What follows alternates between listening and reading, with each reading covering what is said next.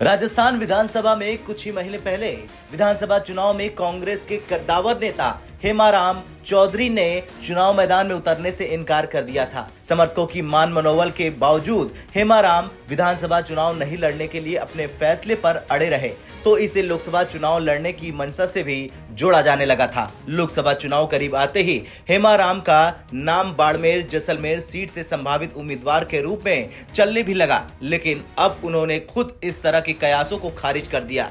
हेमाराम ने लोकसभा चुनाव लड़ने की अटकलों को खारिज करते हुए कहा कि मैंने आलाकमान को साफ बता दिया है कि अब कोई चुनाव नहीं लड़ेंगे। उन्होंने साथ ही ये भी कहा कि कांग्रेस जिसे भी टिकट देगी हम उसका समर्थन करेंगे।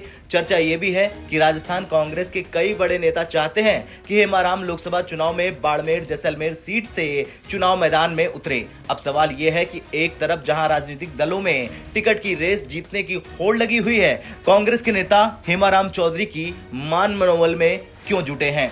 इसकी दो वजह बताई जा रही, एक हेमाराम चौधरी की इमेज और दूसरी हनुमान बेनीवाल के नेतृत्व वाली राष्ट्रीय लोकतंत्र पार्टी के साथ गठबंधन की चर्चा है। कहा जा रहा है कि हनुमान बेनीवाल कांग्रेस से गठबंधन में नागौर समेत 2 सीटें मांग रहे हैं। बेनीवाल जो दूसरी सीट मांग रहे हैं वो बाड़मेर जैसलमेर सीट है। कांग्रेस के कई स्थानीय नेता इसके विरोध में है। हेमाराम की इमेज एक किसान नेता, ईमानदार नेता की है। वो समय समय पर सचिन पायलट के पक्ष में खुलकर बोलते रहे। सचिन पायलट के समर्थक चाहते हैं कि हेमाराम चुनावी राजनीति में सक्रिय रहें। ऐसा भी नहीं कि इस सीट से कांग्रेस के पास कोई विकल्प न हो। कर्नल सोनाराम बीजेपी छोड़कर कांग्रेस में वापसी कर चुके हैं। कर्नल सोनाराम भी इस सीट से टिकट के मजबूत दावेदार माने जा रहे हैं। कांग्रेस के आरएलपी से गठबंधन की चर्चा के बीच विरोध के स्वर भी उठने लगे। समाचार एजेंसी पीटीआई के मुताबिक कांग्रेस की स्क्रीनिंग कमेटी के बैठक में पूर्व मंत्री हरीश चौधरी ने बेनीवाल की पार्टी से गठबंधन का विरोध किया। इस बैठक में कांग्रेस के कई वरिष्ठ नेता मौजूद रहे। हरीश के साथ कुछ और नेताओं ने भी कांग्रेस पार्टी और शीर्ष नेतृत्व को लेकर बेनीवाल के पुराने बयान याद दिलाए और गठबंधन की कवायद का विरोध किया।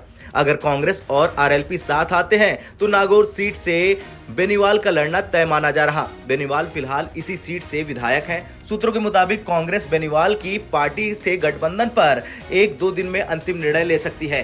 कांग्रेस 2019 के लोकसभा चुनाव में 25 सीटों वाले राजस्थान की एक भी लोकसभा सीट नहीं जीत सकी थी। तब बेनीवाल की पार्टी का बीजेपी के साथ गठबंधन था। कांग्रेस ने इस बार लेफ्ट पार्टियों के साथ गठबंधन किया। अब कहा जा रहा है कि पार्टी लोकसभा चुनाव के लिए आरएलपी से भी हाथ मिलाने का मन बना चुकी है। राजस्थान तक के लिए बाड़मेर से दिनेश बोहरा की रिपोर्ट।